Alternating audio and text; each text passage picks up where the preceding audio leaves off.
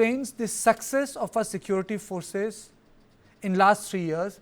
Let me play out a graphic for you in context of surrender, arrested, and the people we have gone after. And it clearly shows a couple of big bumps, which makes it clear that the success rate has gone pretty much high in the last 5 years. Mr. Nivas. So, good evening to everyone.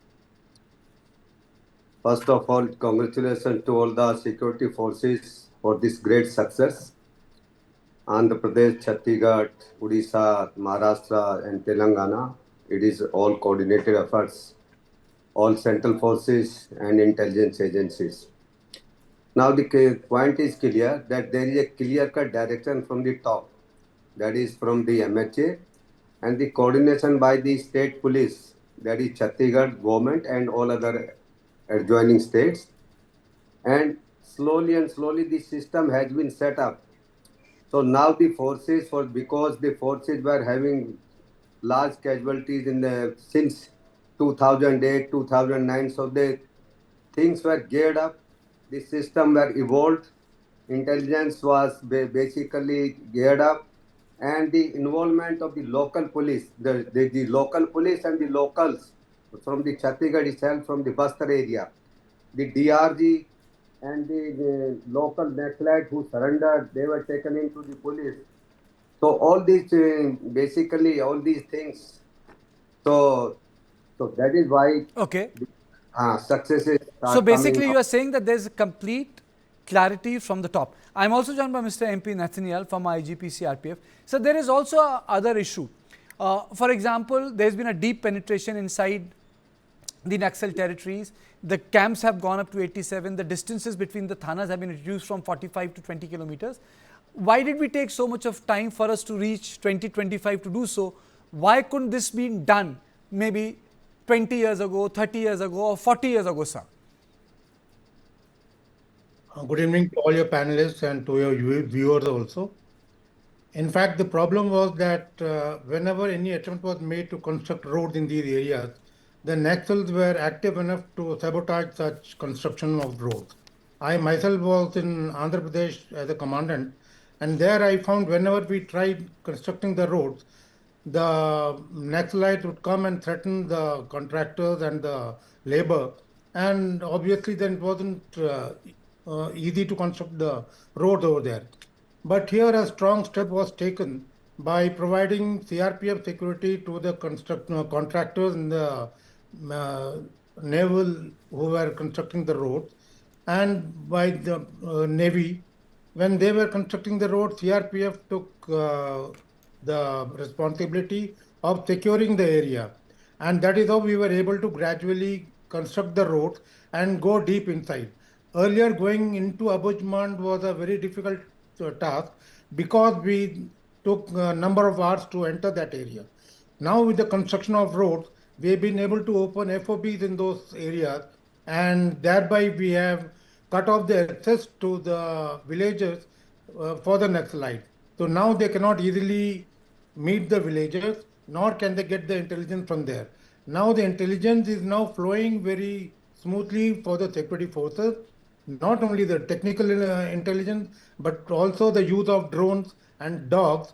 These have acted as force multiplier. And I would say because of the number of battalions that were available earlier, because of disturbance in Assam and other areas, now because the situation has improved in number of states, the forces have been pulled out, and now we have around 80 or 80 and odd battalions in Chhattisgarh and other areas for anti-Naxal operation. That has made a big difference. First, number one, they were able to penetrate into Abujmard. Number two, we had a very good intelligence, robust intelligence setup, which was getting us pinpoint information. Number three, the development had started. In fact, 10,000 mobiles were given to the villagers by CRPF itself. And then we have started even educating the people over there, plus opened health centers and made it accessible to the villagers over there. Okay. Such development naturally will cut off the Naxalites from the villagers. Okay, let me go across to Mr. Sen. Mr. Sen, you know, Salwa Judum was one experience on which the Supreme Court came down very heavily. Subsequently, the DRGs came up, and now the evidence on the ground is that there's a deep cooperation of the local people with the police. How did this turnaround happen? Because ultimately, it's a multi-pronged action that is being seen in the mass surrender, the elimination of the top leadership, and people getting arrested. Well, firstly, thank you for calling me on your broadcast.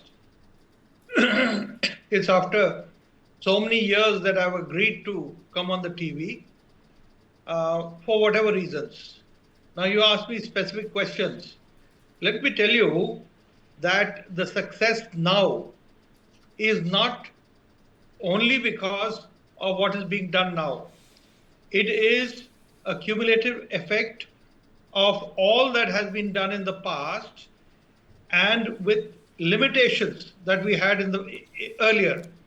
Now, what were the limitations? Number one, that the political parties earlier were making use politically of the Naxals. We have chief ministers saying that they are brothers and sisters and things like that. So now I find that politically there's a clear-cut message to the police, number one. Number two, I think the police is being given a free hand without external pressure on them from any other quarter. Thirdly, the development of technical aid in various ways, that has helped. You know, earlier we used to find it difficult even to communicate with our teams which were out in the forest. But now that kind of problem does not exist. So there are multiple factors which have led to the present, I would say, efficiency of security forces, and they've done very well. Now, last of all, I would also like to say that you mentioned something about 76 deaths that took place. At that time, if you look back, the leadership in the CRPF was very poor.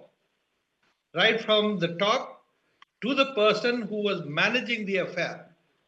So I feel appropriate officers, the correct officers have been placed in the correct places to deal with this problem. And that is why we are having better results now. I hope this trend will continue, because if it does, then we'll be able to overcome this challenge which is being given by the Maoists. But one thing I would like to say, somebody must institute a research on why this problem has continued for so long. I feel the grassroots problems still exist. And unless they are addressed, well, okay, from right now we are on top.